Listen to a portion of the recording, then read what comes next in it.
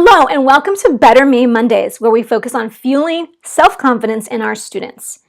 Juniors, you are 223 days away from applying to college on January 1st, 2018. If you have a November 1st deadline for early action or early decision, that gives you just 162 days.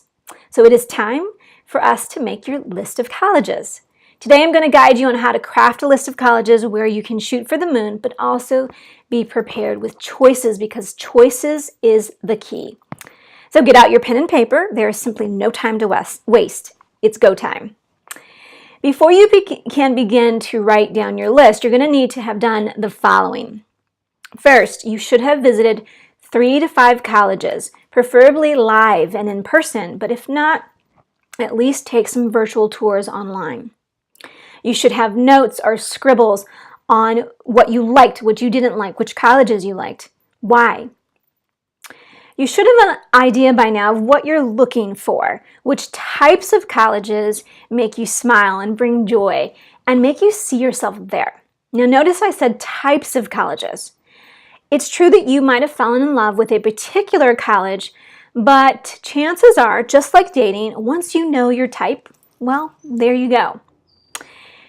Please note that if the pretty and prestigious schools are perfect for you, then by all means add them to your list. But in any case, your list should reflect who you are and what makes sense for your goals. Okay?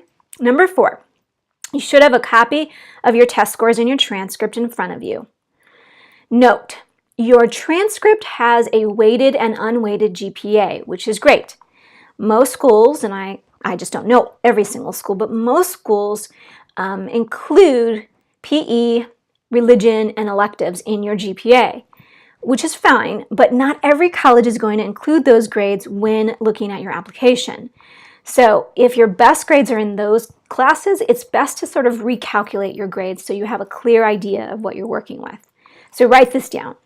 Using a 4-point scale, you can recalculate your GPA by assigning the numbers as follows. An A plus would be a 4.33, an A would be a 4.0, an A minus would be a 3.75, a B plus would be a 3.33, a B would be a 3.0, etc. Okay? All right. So now for the good stuff. Please pay attention and you'll want to write this down. All right. You're looking to apply to anywhere from 5 to 12 colleges.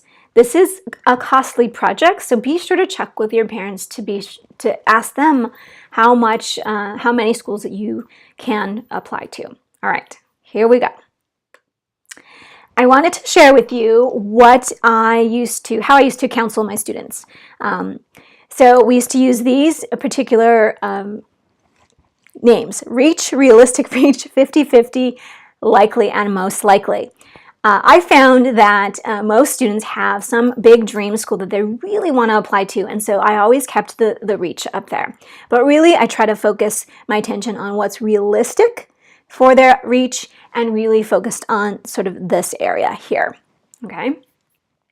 Now, in my opinion, I think a good number to have is sort of 1 to 3 realistic reach or 1 reach school, 1 to 4 50-50 schools, and 3 to 5 likely most likely schools. The trick is really in the pre-research.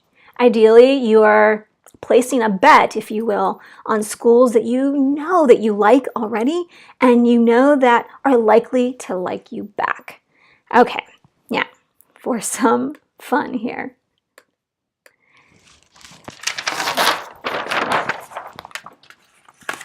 So I want to give you a sample student, okay? And so you can write this down, but you can also just refer back to the video. So using the sample student that has a 3.5 unweighted GPA and an SAT score of 1200, which is equivalent to about 26, 27 on the ACT, okay? So when I look here, I see these are sample colleges. So you'll want to look up their average GPA and their average SAT, ACT score. So college number 1 has an average GPA of 3.2 to 3.4 and a 1050 to 1200.